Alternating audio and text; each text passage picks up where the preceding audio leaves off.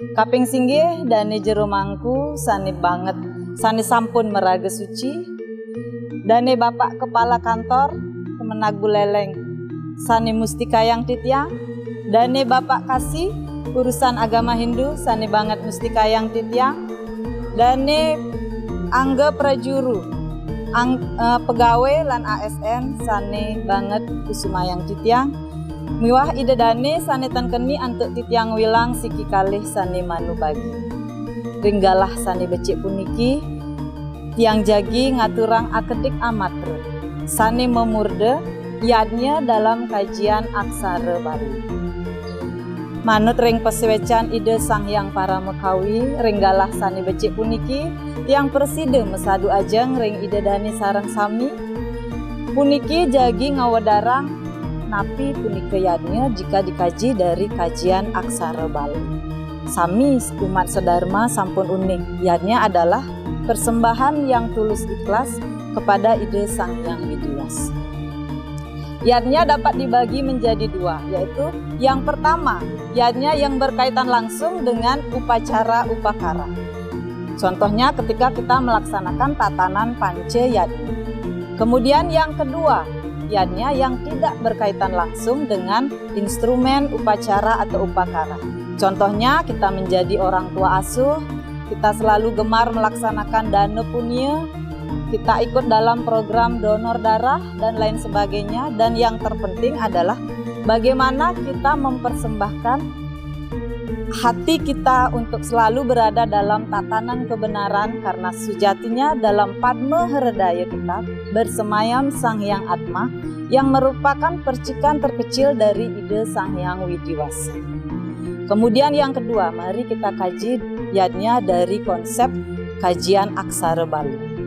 Umat Hindu sedharma kita mengenal jumlah aksara Bali ada 18. Ane carake date sawale mage bange pajayanyi. Jika kita kaji dari huruf yadnya, itu terdiri dari 5 huruf. Itu adalah sebuah ciri bahwa yadnya adalah bentuk dari panca mahabhuti. Dalam artian apapun kehidupan umat yang kita jalani nanti kembali kepada unsur panca mahabhuti. Kemudian dalam Kementerian Agama kita selalu dihadapkan dengan 5 budaya kerja Kementerian Agama Buleleng. Ada integritas, ada profesionalitas, ada inovasi, ada tanggung jawab, dan ada keteladanan.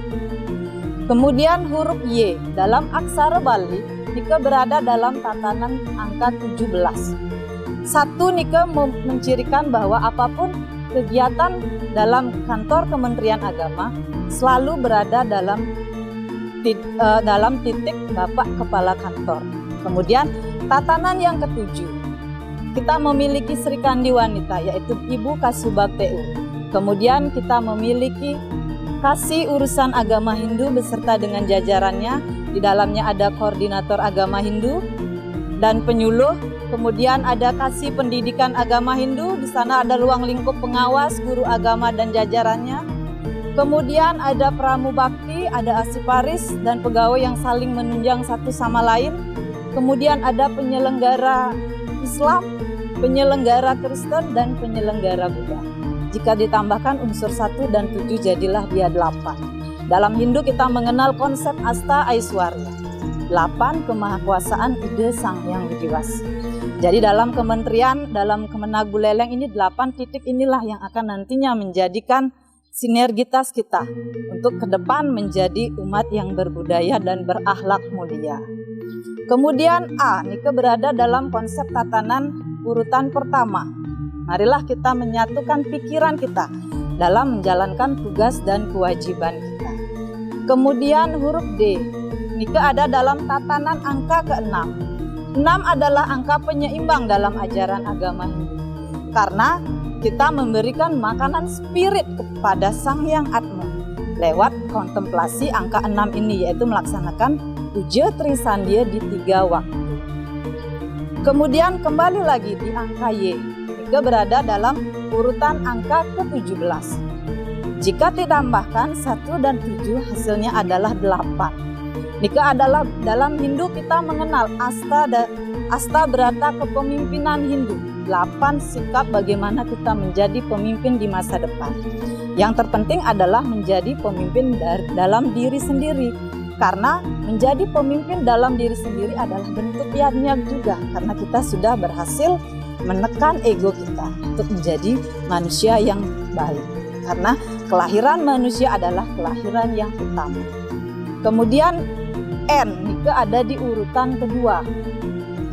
Ketika kita sadar akan paham dualitas, dalam Kemenag Buleleng kita pasti menjalankan visi dan misi, tugas dan kewajiban. Di tengah alurnya kita akan pasti menghadapi suka dan duka. Kemudian angka A, ini adalah berada dalam tatanan angka pertama. Tujuan agama Hindu, tujuan dari yadnya tidak lain adalah Moksartam Jagaditaya Cahiti Dharma.